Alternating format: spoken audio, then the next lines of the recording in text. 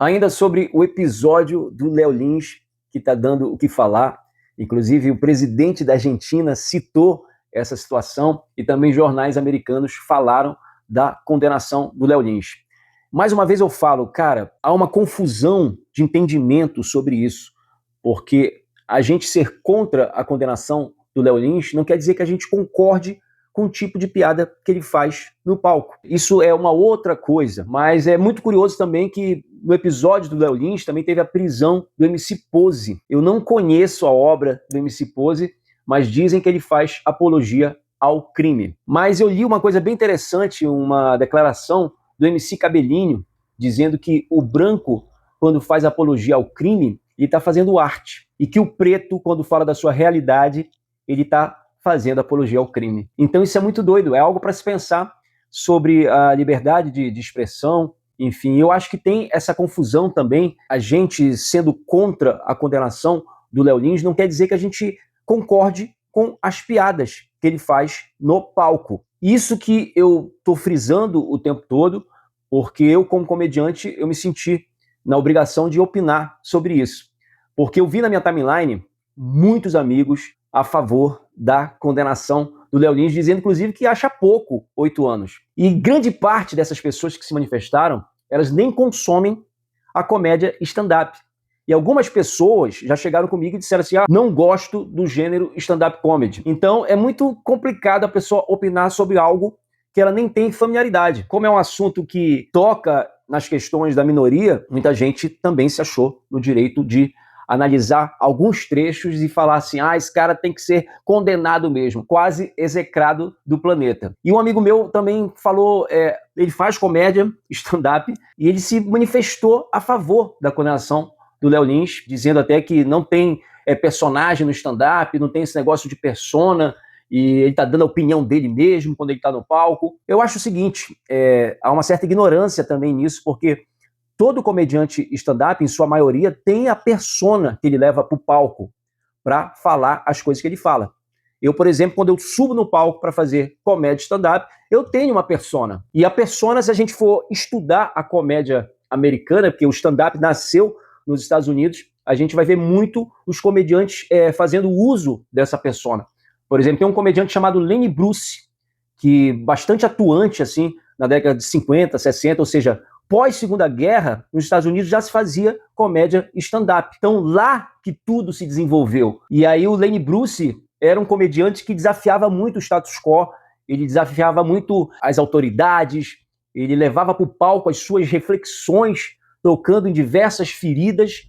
Ele era muito provocador, foi preso diversas vezes. Então, recomendo a gente pensar um pouco também sobre a comédia, de modo geral. Tem um filme chamado Lenny, que inclusive eu comprei aqui o vinil, eu tenho esse filme, tá aqui, ó, que é um filme interpretado por Dustin Hoffman, e o Dustin Hoffman arrebenta. Eu consegui comprar esse LP numa feira de vinil, e guardo com muito carinho, porque é um filme que eu gostei bastante. Eu sempre estudei a comédia, e o Lenny Bruce me chamava muito a atenção, assim como o George Carlin, que é um outro comediante ateu, que falava muito sobre religião, e eu considero ele um filósofo contemporâneo, muito mais do que a comédia. Ele estava no outro patamar, e nos Estados Unidos tem muito isso. E agora, recentemente, eu vi um trecho de um show do Rob Schneider, e ele falando sobre a liberdade de expressão, porque alguém da plateia se manifestou negativamente sobre o que ele estava dizendo no palco, e foi muito interessante o que ele falou sobre isso, a favor da democracia, e dizendo para o cara escrever o seu próprio texto e levar para o palco e vender ingressos como ele faz. Então eu acho que essa discussão ainda vai gerar muita coisa. Teve gente que deu sua opinião, como o Mion, e depois retirou a opinião, porque foi afrontado, muita gente dizendo, quero ver se ele fizer piada com seu filho que é autista. E o Léo Lins também já fez piada sobre autismo. Teve até um vídeo que ele estava num canto da sala e a namorada dele, ou mulher dele, falando assim, o Léo Lins parece autista, e a gente não pode mais falar dessa forma e tudo, e foi uma polêmica. Então o Mion retirou o seu comentário, que ele também era contra a condenação do Léo Lins, agora ele diz que abomina o Léo Lins, deve ter uns interesses aí. Mas também eu vi um comentário, um vídeo engraçado do Murilo Couto, que é paraense, eu gosto bastante do trabalho do Murilo Couto, e o Murilo Couto dizendo uma coisa que é muito importante de ser dito, que o Léo Lins é um dos maiores escritores de stand-up comedy, lançou 2 livros, que é uma espécie de manual para você produzir o teu material e levar para o palco. Eu tenho um desses livros e me ajudou bastante. Só que, em algum momento, o Léo Lins escolheu esse caminho, né, de fazer humor do modo que ele faz, atacando diversas coisas. Eu nunca assisti um show inteiro do Léo Lins, conheço pessoalmente o Léo Lins, e admiro, assim, ele peitar essas coisas, ele desafiar algumas coisas e seguir fazendo seu show, lotando casas de show, teatro, auditórios, enfim. Então isso eu acho bem interessante, porque tem público. Agora mesmo ele está fazendo show e está lotando 1.000 pessoas, 1.200 pessoas. Então ele escolheu esse caminho. Eu não sei por que ele escolheu esse caminho, mas ele deve ter alguma razão. E tem um show dele, Peste Branca, que ele usa um figurino, parece, sei lá, um aristocrata, enfim, não sei. E agora tem um show Enterrado Vivo, que está com uma agenda aí também de apresentações. Enfim, eu acho que a gente tem que, antes de mais nada, pensar nessa liberdade de expressão, porque eu acho que o maior problema foi que o Léo Lins compartilhou o show dele na íntegra no canal dele do YouTube. Isso foi o maior problema, porque a advogada que o condenou disse que estava lá no espaço público para todo mundo poder assistir.